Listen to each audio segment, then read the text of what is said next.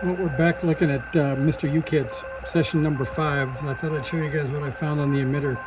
And just to prove that it does work and that it's hooked to the right antenna, we have 20 meters running here for a sec. So I'll switch back down to 40 where I've been doing all the measurements. And we'll switch to the dummy load so we don't have any accidents. That's good. Then, one thing I'll tell you, if you're working on these, make sure you have a big fat knob of some kind where you take the screw out and just put it over the control, because when you flip it over, you constantly push the button and change modes and do all kinds of other magic stuff. So that keeps that from happening. So I'll show you on the output transistor what we're getting. And just to remind you what they say in the schematic is that we have a transistor with a grounded emitter and a 10 microhenry choke up to the plus and a Zener diode across the output. So when I measure the base, which is the left side of R1, I believe, or the right side of R1, I believe. Do that one more time, like that.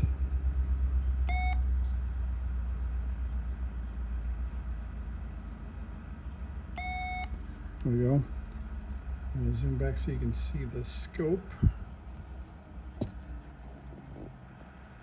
Sorry about that, make your eyes pop out. All right, there we go. Now, you can see, or maybe you can't see, but that's about 6 volts peak to peak, or a little more, maybe 6.5, which is what the other radio had as well.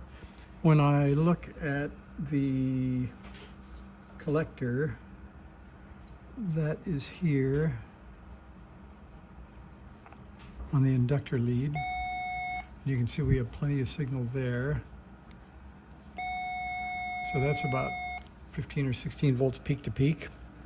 But the problem seems to be here on the emitter.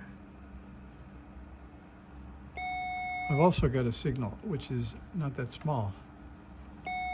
So it's about 2 or 3 volts peak to peak on the emitter, which is supposed to be grounded.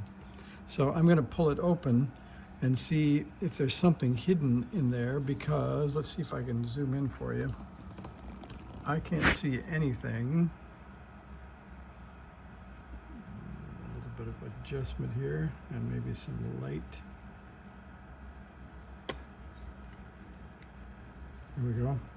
So it's not perfect looking down there, but I'll say that if you look, it goes emitter collector base, and I don't see anything on the emitter lead. This looks like a ground pad, but it doesn't seem to be connected to it, because when I probe the ground, it is a real good solid ground, but the emitter lead of the transistor itself has that 3 or 4 volts on it. So I'm going to pull it out of the case and go look at traces around there and maybe add a jumper, or as in the other radio, if you look in this one, it has, like I mentioned before, a point. Let's see if we can see this without blowing your eyes out. It has a 0.39 ohm resistor there, soldered from that ground pad over to the emitter, and the emitter isn't in the hole.